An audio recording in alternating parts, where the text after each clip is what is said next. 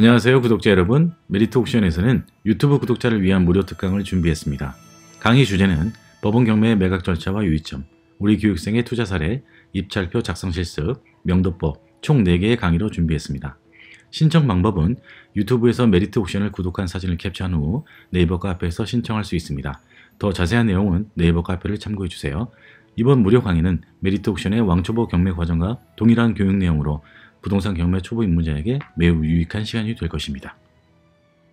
전입세대 열람을 왜 하는 겁니까? 뭐? 1번 심심해서 2번 뭐라고 보기를 만들어야 될지도 모르겠다. 돈 줘야 되는지 안 되는지. 뭐? 뭔 돈? 아니 여태까지 공부하신 분이 무슨 뭔 돈?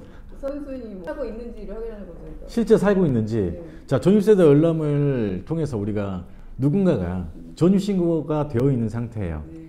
전입신고가 되어 있으면 그 집에 전입신고한 사람이 살고 있는 겁니까? 그때 뭐 전입신고가 돼 있으면 그 사람 살고 있겠죠. 살고 있을 가능성은 있지만 네. 단정 지을 수는 없잖아요. 누군가가 옛날에 이런 영화가 제가 생각이 나네요. 어떤 여성을 미행하기 위해서 여성 가방에다가 위치 추적 장치를 부착해 놨어요. 근데 그 여자는 건물 밖으로 나가는 걸로 언뜻 봤는데 모니터를 통해서 위치 추적 장치의 위치를 보니까 아직도 건물 내에 있는 거지. 이거 어떻게 된 건가? 가방이 건물 안에 있는 거지. 네, 그죠? 사람은 나갔었는데 추적해야 될 그 대상물은 나갔는데 그런 거죠. 그러니까 전입세대 열람에 전입신고가 되어 있다라고 해도 그 사람이 실제로 거주하지 않고 있을 수도 있다. 전입만 그렇게 해놓고 있을 수도 있다. 즉 공실일 수도 있다. 우리가 전입세대 열람을 확인해 보는 것은 이유가 전입한 사람이 실제 거기서 거주하고 있다고 했을 때 정상적인 유상 임차인인지 확인하고 그 임차인이 선순위 대항력 있는 임차인이라고 하면 그 사람이 배당 순위에 따라서 확정일자가 있다면 어느 순번으로 배당을 얼마나 받을지를 알고 경우에 따라서 인수금액이 발생할 수 있을 여지에 대해서 살펴보기 위함이에요.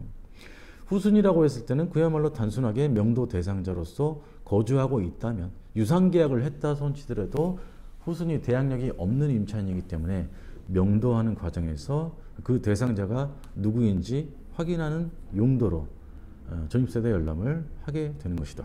그죠? 자, 전입세대 열람을 어디에서 할 수 있죠? 주민센터에서 한다. 예. 그럼 어디 주민센터? 해당 부동산에 관할 주민센터가 아니죠. 아무 곳이나. 예. 제주도에서도 압구정동의 아파트에, 예. 그죠? 그 주택에, 대상물에 전입세대 열람을 할 수도 있다. 전입세대 열람을 하기 위해서는 어떤 준비물이 필요하다고 말씀드렸죠? 신분증이랑 경매지 프린트. 경매 정보제하고 그 다음에 신분증과 가면 공짜로 해주나요? 선씨? 300만 원. 300만 원 필요하죠. 예전에 제가 전입세대 열람을 하러 현장에 갔을 때 그때 당시에는 해당 부동산에 관할 그 주민센터에서만 떼줬던 시절이 있었어요. 그래서 임장조사를 가면 무조건 해당 부동산의 인근의 주민센터에 들러서 그 해당 물건의 전입세대 열람을 떼고 간 사람의 숫자가 몇 명인지를 발급해주는 담당 공무원한테 반드시 물어보던 시절이 있었어요. 그때 일반 공무원이 하다가 한참 시간이 지난 다음에는 공익근무요원들이 그런 정도 일을 했었어요. 그 친구들한테 이 사건에 대해서 전입세대 열람을 떼고 간 사람이 몇이냐라고 물어봤을 때 발급 담당자가 한두 명이면 몇 명 정도가 떼고 갔습니다. 라고 그 사람들은 나름대로 공익근무요원도 훈련병 그 시절이 있어서 군기가 살짝 들어있어. 그래서 나름대로 기억도 해요. 그런 경우 입찰 경쟁자의 숫자를 우리가 확인하는 방법인 경우도 있었어요. 근데 그런 때 250원을 내야 됐던 시절이 있었는데 250원을 제가 동전을 챙겨가지고 주차를 멀리다 해놓고 난 다음에 주민센터에 갔을 때 갑자기 300원이라고 50원 올랐던 시절이 있었어요. 그래서 50원 깎아가지고 겨우겨우 주민센터를 상대로 50원 깎아가지고 전입세대 열람을 떼본 적이 있었습니다. 웃기죠. 그런 점도 있어요. 깎아줘요. 애누리 없는 장사 어딨냐고. 제가 막 주민센터에서 뭐라고 해야 되나? 좀 진상을 피웠죠. 네, 그러다 보니까 250원 해주더라고요. 네, 그런 경우도 있었습니다. 그러니까 다시 한번 질문해 주세요. 후순이라면 네.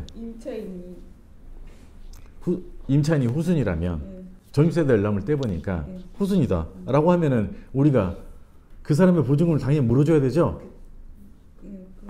거봐 이게 지금 후순이 대항력이 없는 임차인, 경락인에 대하여 매수인에 대하여 자 대항력이 없다라고 하면 그 사람의 보증금은 우리하고 무관한 것이죠. 그죠?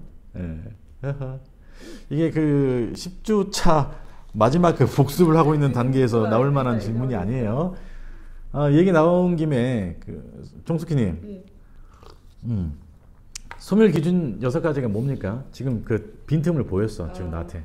압류, 가압류, 저당, 근저당. 그 네 가지 전세권인가? 야. 전세권이 소멸 기준이 될 수 있다? 압류, 가압류, 근저당. 제가 수업 시간에 소멸 기준에 대한 공부를 할 때 전세권은 절대 소멸 기준이 될 수 없다라고 강조를 드렸는데 그 부분이 기억을 하셨던 모양이야. 전입 확정 신고한 거. 엄마? 다시 들어야겠구만 내 수업을 처음부터. 외울게요. 잊어버렸어요. 전세권이 소멸 기준이다라고 기억을 하게 되면은 큰 낭패를 볼 수 있는 게 전세권은 소멸 기준으로서 무조건 말소된다라고 착각을 해버린다는 얘기예요. 근데 실제로는 어떻습니까? 전세권이 말소되는 경우는 전세권자가 경매를 신청했거나 배당 요구 종길 이내에 배당 신청을 했을 때만 비로소 말소가 되는 겁니다. 근데 이 전세권을 말소 기준 권리라고 착각하면 언제든지 내가 매수하고 등기 이전을 하면 무조건 말소된다고 착각하게 돼요. 그러면 저당권이 소멸 기준이라고 했을 때 그보다 앞선 전세권은 당연히 전세권이 있다라고 했을 때는 당연히 저당권이 소멸 기준이 아니라 전세권이 소멸 기준이라고 보면 이제 심각한 문제가 생기는 게 원래 권리분석은 어떻게 해야 돼요? 저당권보다 빠른 전세권이 있었을 때 그 전세권자가 아까 말씀드린 대로 경매 신청을 했거나 배당 요구 종결에 배당 신청을 만약에 안 했다고 하면 무조건 그 전세권은 매수인이 인수해야 되는 대상이 됩니다. 다른 교육기관에서 이 부분에 대해서 충분히 강조를 할 텐데 교육생들이 이 부분에 대해서 간과하고 망각하고 전세권이 소멸 기준이 될 수 있다. 시간 지나면 된다. 더 시간이 지나면 확정적으로 전세권이 소멸 기준이다라고 그거를 단단하게 암기하고 있어요. 그러다 보니까 권리 분석에 있어서 실패해가지고 수억 날려버리는 겁니다. 수천만 원 수억 날려요. 잔금을 치르기 전에는 입찰 보증금만 몰수되면 그뿐인데 잔금을 다 치른 다음에 그걸 비로소 알게 됐을 때는 5억짜리를 6억 7억에 사는 현상이 생긴다. 아시겠죠?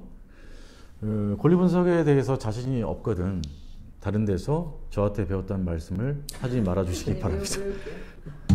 미치겠어 정말. 저희 그거 하나